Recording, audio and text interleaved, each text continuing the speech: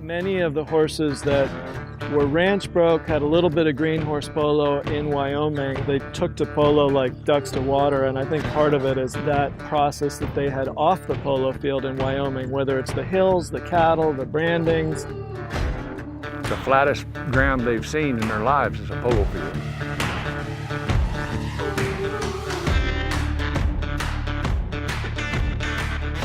A lot of the training is second nature to them because they've already done it. 7.5 minutes on the polo field is like a day off to them. So I think when you take a horse that's ranch broke, as they say, and then put it on the polo field, you're already much further along than you are with a thoroughbred that hasn't seen the ranch and you're trying to put into polo.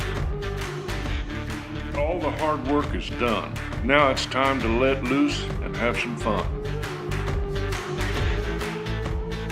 And the great thing about Wyoming is it celebrates the cross-disciplinary equestrian sports that they have. There's no better celebration than Don King Days. It's really a special level of horse flesh that is brought to that event, as well as horse people. The Flying H produces some of the top horses in the United States every year, and they come from this environment in Wyoming.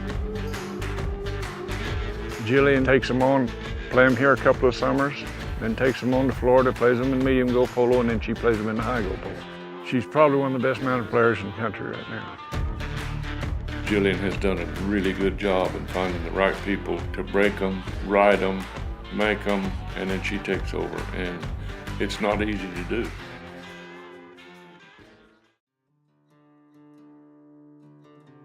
A lot of horses came out of this country that did pretty well. The Flying H Ranch won the Open, and Jillian mounted herself as well as helped mount a few of the pros.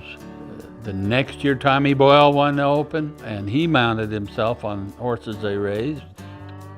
There was a horse that Bob Tate bought and sold to Memo, a big gelding called Calumet, and he won the best playing pony in the Open twice.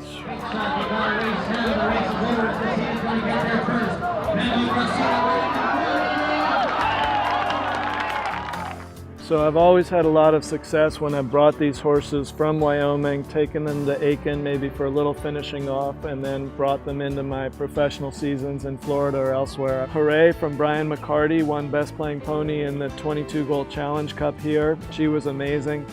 These are just a handful of the thousands of successful polo horses from this country. I sold Adam Snow 27 head of horses over 10 years. And Adam went on to be 10 golds.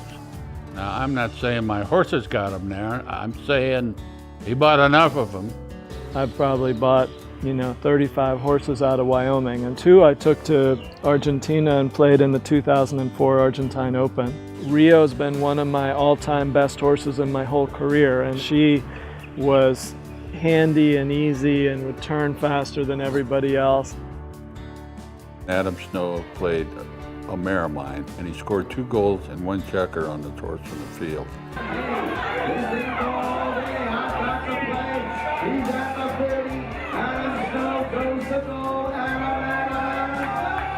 That was probably the greatest moment I ever had, watching one of my horses, because he not only did it, he did it against the best in polo at that time.